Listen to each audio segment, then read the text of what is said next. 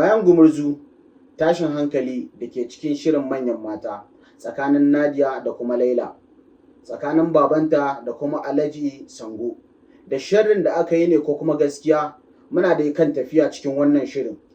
Maraba da zuwa Idon Bincike, inda muke bibiyo muku sharhin masu kallo.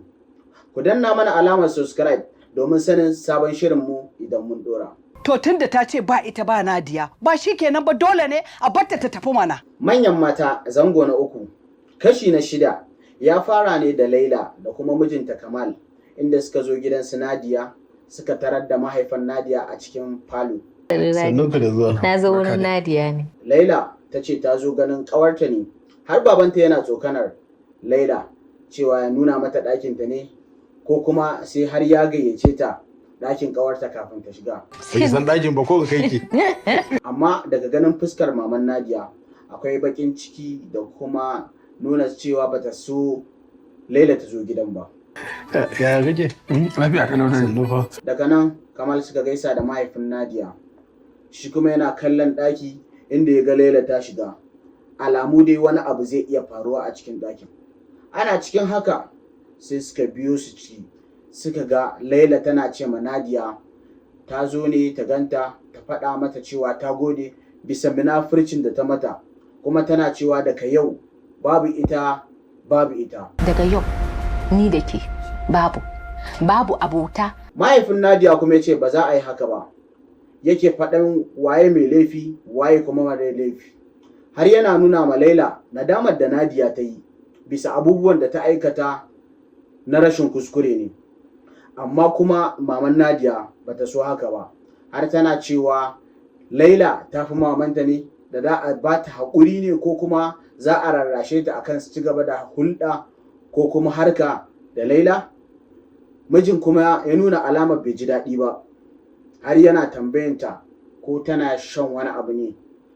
Shi kuma Kamal ya ƙara saka bakin shi yana cewa bai kamata ba ana sasanta magana ita kuma ta zo ta bijiro da magana daga wani guri.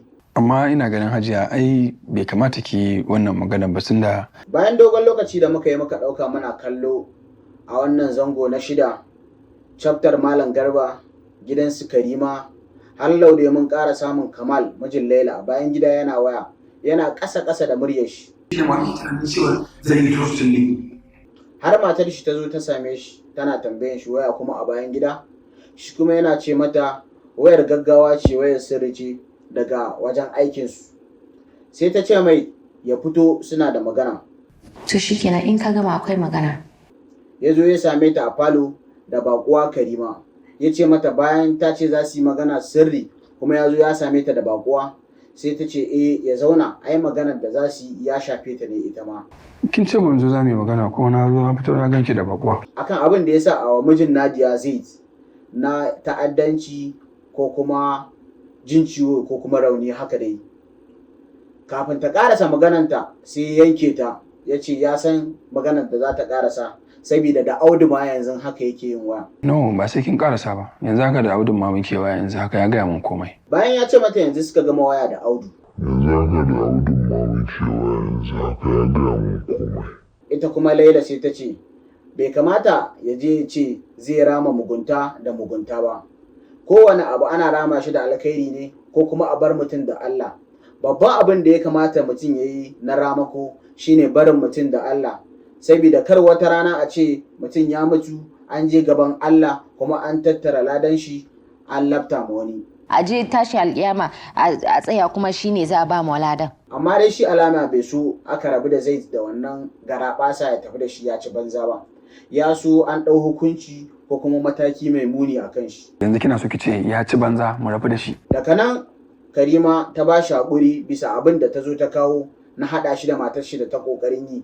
Shi ma ya mata magana ya nuna mata bai ji daɗi ba, kuma dai me dai a yi abu tsakani, bai kamata a dinga haɗa shi da matar shi ba. Gaskiya ba na son a riƙa shiga tsakanina da matata, gaskiya ba na so. Bayan ci gaba da tafiya a wannan kashi na 6, mun ga Karima sun dawo ofishin manyan mata inda suka zo rubuta ceki akan abubuwan da za a siya ko kuma taimakon da za a kai gidan marayu. Amma kuma mun ga abokiyar aikin Karima ta rubuta ceki guda 2, bayan ceki guda 1 aka zo rubutawa. Me kuke ganin zai faru da Karima a wannan sace kuɗi da za a yi? Ku rubuta mana ra'ayoyinku a gefen sharhi domin sanin ra'ayoyinku na kai da kai. 1.5 miliyan ne. Daga nan sai muka ga Laila da mahaifiyarta suna zaune a cikin gida, sai ga Kamal ya fito daga ɗaki. Har yana cewa zai je anguwa domin ya kwana biyu bai je ziyarce-ziyarcen shi da yake saba zuwa ba. Har maman ma ta sako baki tana cewa kwarai kuwa gaskiya kwana biyu bai je harkokin shi da ya saba zuwa ba, ta mai izini ya je duk inda zai je. Gaskiya kam Kadima ba ka je ko ina ba. Sai Laila ta kira shi daga baya ta ce mai tana so ya raka ta wani guri. A'a ba ma haka bane ya faru. Cewa ta yi ya zo za su yi maganar sirri, ita kuma mahaifiya da ta gane me za a tattauna sai ta tashi ta tafi.